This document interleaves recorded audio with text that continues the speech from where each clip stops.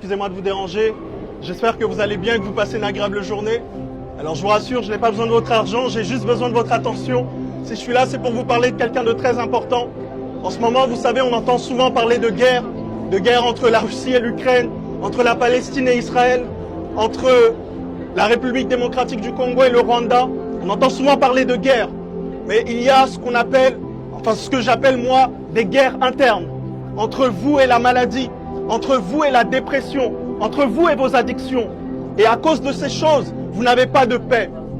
Et il y a une personne dans la Bible qui s'appelle le prince de la paix. Et cette personne, c'est Jésus-Christ. Lorsqu'il s'est adressé à ses apôtres, il leur a dit, je vous laisse la paix. Je vous donne ma paix. Je ne vous donne pas comme le monde donne. Car oui, mesdames et messieurs, il y a une différence entre la paix du monde et celle de Dieu. La paix du monde dépend de ce que vous gagnez chaque mois. Elle dépend de ce que vous avez dans votre compte bancaire. Elle dépend de votre mari ou de votre femme. Mais la paix de Dieu, elle dépend de lui et de lui seul. Et cette paix, elle est éternelle. Mesdames et messieurs, il y a quelques années en arrière, je n'avais pas de paix.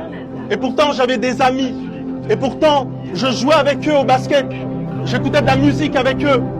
Mais je n'avais pas de paix. J'avais une profonde tristesse au-dedans de moi.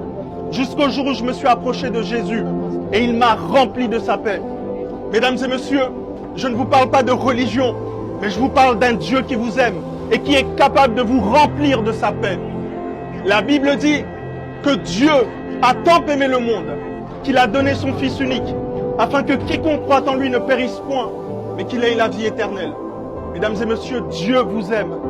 Peu importe qui vous êtes, peu importe ce que vous faites dans votre vie, Jésus-Christ vous aime. Et il est capable de remplir votre cœur de sa paix. Voilà, c'était mon message d'aujourd'hui, mesdames et messieurs. Excusez-moi encore si je vous ai dérangé et je vous souhaite une excellente journée.